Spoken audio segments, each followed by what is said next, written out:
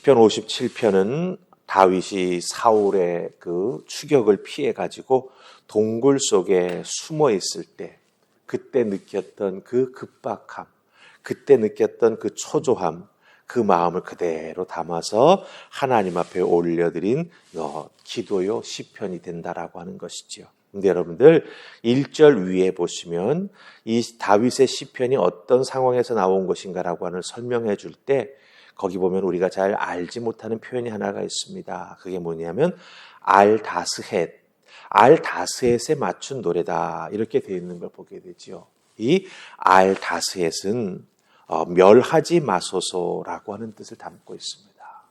멸하지 마소서. 사울을 피해서 굴에 숨어 있을 때 사울의 군인들이 굴을 하나하나 뒤지며 다니지 않습니까? 다윗이 숨어 있을 것 찾기 위해서. 그러니 그 3,000명 이상의 군대가 자기를 찾기 위해 동원되어 여기까지 왔는데 찾는 것은 사실 시간 문제겠지요. 이런 상황 속에서 하나님 앞에 다윗은 고백합니다. 알다스헷, 하나님 나를 멸하지 마소서. 상황으로 보자면 슬프고 급박하고 너무나 큰 위기에 몰려있는 상황입니다. 죽음의 그림자가 다윗 눈앞에서 어른거리는 그런 상황이지요. 아마 보통 사람이라면 이런 상황에 처하게 된다면 어떻게 하겠습니까? 하나님을 원망할 수도 있을 것입니다. 왜 나를 광야에서 양 잘 치고 있고 집안에서 막내로 그저 사랑받고 있는데 그런 나를 불러내셔서 하나님 기름 부어 왕을 삼으셨습니까? 그 기름 부어 왕을 삼으셨기 때문에 그때부터 내 인생은 사울로부터 미운 털이 박히는 인생이 되었고 꼬여버린 인생이 되었습니다. 그렇게 하나님을 원망할 수도 있었을 것입니다. 그런데 굴 속에 숨어 있으면서 다윗은 뭐라고 말합니까? 엘다스헷, 하나님 나를 멸하지 마소서. 다윗은 하나님을 원망하지 않았습니다. 여기서 우리는 다윗이 다윗되게 만드는, 다윗이 하나님의 마음에 합한 사람이 될 수 있는, 그리고 특별히 메시아 약속이 이루어지는 그 계보로 선택받는 그 믿음의 모습이 무엇인가라고 하는 걸 발견하게 된다고 하는 거죠. 다윗은 이게 달랐구나. 하나님이 이 모습을 보시고 그 어린 다윗을 하나님의 사람으로 선택하셨구나. 그것을 우리가 알 수 있다라고 하는 것입니다. 자, 그렇다면 동굴에 숨어서 날 멸하지 마소서. 엘다스헷 이렇게 읊조릴 수밖에 없었던 다윗이 하나님을 향해 어떤 고백을 하며 어떤 찬송을 하고 있는가 살피시면서 우리들의 인생에도 엘다스헷, 하나님 날 멸하지 마소서. 그런 다른 의미가 담기겠지요. 내 건강을, 내 삶의 터전을, 내 인생의 공고함을, 나의 눈물 흘림을 하나님 보시고 나를 이끄시고 나를 지켜주시옵소서.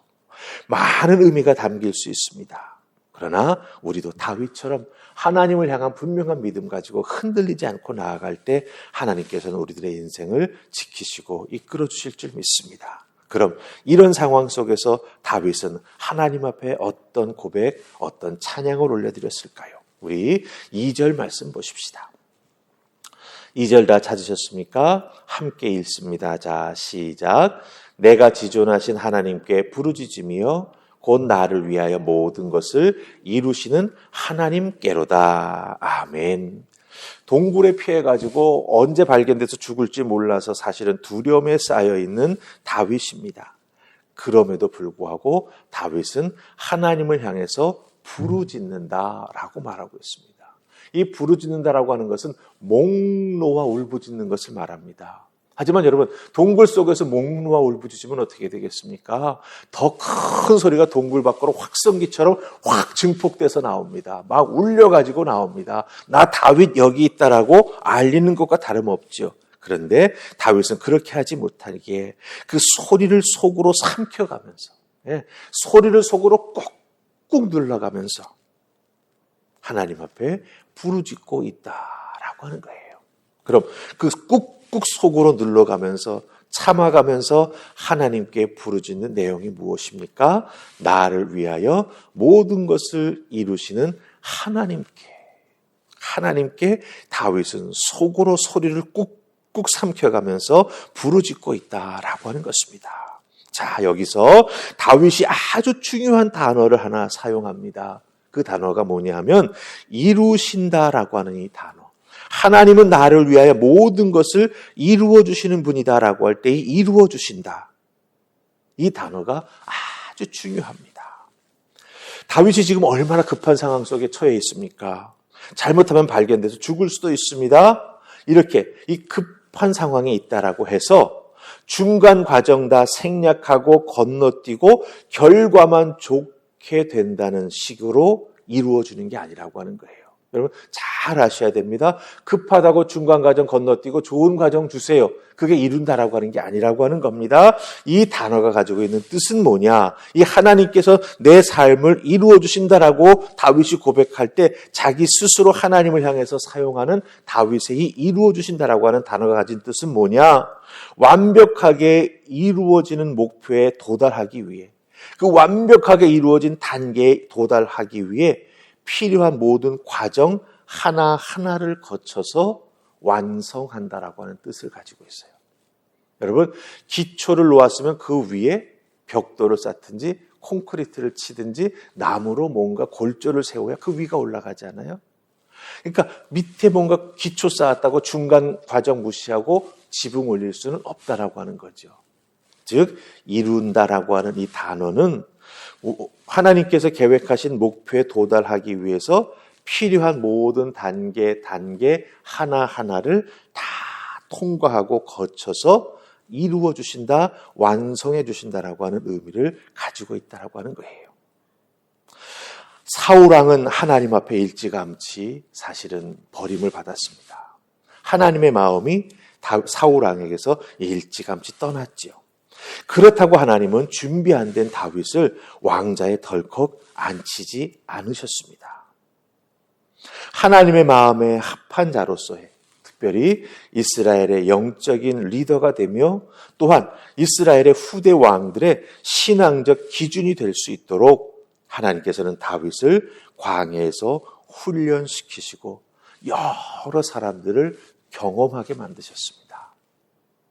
그를 그런 모습으로 훈련시키시며 단계마다 깨달음을 주셔서 다윗을 성장시켜 주셨습니다. 이게 바로 이루신다라고 하는 다윗이 고백하는 내용의 의미가 된다라고 하는 거예요. 혹시 여러분 중에 고난 중에 계신 분 계십니까? 어렵고 힘든 상황 속에 놓여 있는 분 계십니까? 그렇다고 한다면 하나님께서 여러분을 향한, 나 자신을 향한 하나님의 계획과 섭리를 이루시기 위하여, 그렇죠?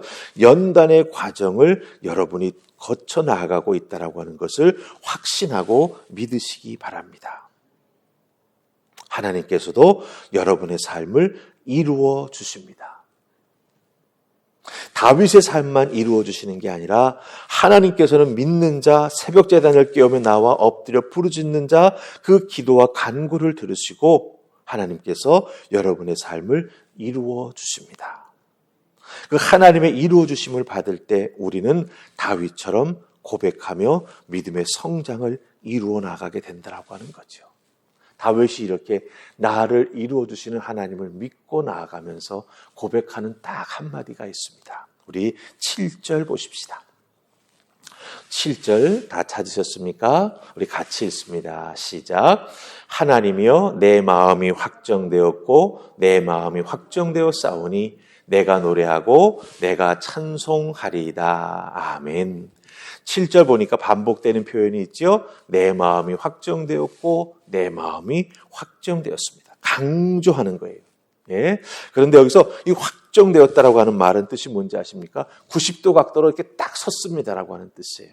예. 아무리 바람이 불어도 지진이 일어나도 내 서 있는 이 믿음, 이건 90도 각도에서 1도도 기울어지지 않습니다라고 하는 뜻이에요. 즉 하나님을 향해서 다윗의 마음이 이렇게 딱 서 있다라고 하는 거죠. 끼우러져 있는 게 아니라 확정되었다. 내 마음이 90도 각도로 수직으로 곧게 서서 하나님만 바라봅니다. 나의 이런 마음은 절대 변치 않을 것입니다. 그러면서 다윗은 뭘 하고 있죠? 하나님을 찬송하고 있습니다. 여러분들 잘 보셔야 합니다. 이 곧게 세워진 믿음, 확정된 자기의 믿음 가지고 찬양으로 하나님께 영광 돌리고 있다라고 하는 거예요. 우리들 하나님 주신 바 은혜, 깨달음의 은혜, 또 우리들의 삶을 이루어 주신 하나님의 은혜를 덧입게 될 때 어떻게 해야 되겠습니까? 하나님, 내 마음이 확정되었습니다. 확정되었습니다. 고백하면서 나의 삶을 이렇게 지키시고 이끌어 주시는 하나님 앞에 감사의 찬송을, 영광을 올려드리는 찬송을 우리 모두가 부르는 하나님의 자녀가 되어야 한다라고 하는 것이지요.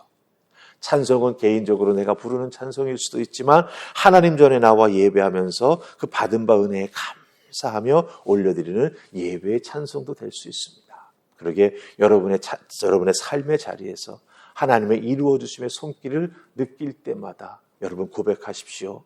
하나님, 이 확정된 내 마음 흔들리지 않고 주님만, 하나님만 바라보고 나아가겠습니다. 그리고 꼭 찬송을 올려드리세요. 내 마음에 기쁨이 넘칩니다. 여호와 은혜의 은총 가운데 여기까지 왔습니다. 에베네셀의 하나님 찬양합니다.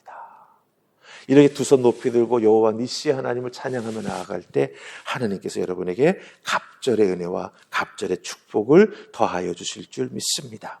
그 믿음과 은혜로 매일매일 승리하며 살아가는 여러분 되시기를 주님의 이름으로 축복합니다. 아멘. 우리 기도하십시다. 좋으신 하나님 은혜 감사합니다. 다윗, 그는 동굴 속에 숨어서 알다스헷, 하나님 나를 멸망하지 마소서, 이렇게 되뇌일 수밖에 없는 상황 속에 있었습니다. 그렇지만 하나님께서 나를 위하여 모든 것을 이루어 주실 것을 믿고 하나님 앞에 외치며 또 외치며 간구하며 나아가는 다윗의 모습을 봅니다. 주님, 우리들의 인생도 동굴 속에 숨어야만 하고 때로는 갇혀 있어야만 하고 캄캄한 곳에 처해 있는 것과 같은 안타까운 상황이 있을 때가 있습니다. 다윗처럼 알다스헷, 이 고백이 우리들의 입술로도 그대로 나오는 것을 경험합니다. 주여 도우시옵소서, 우리를 지키시옵소서, 우리를 이끌어 주시옵소서.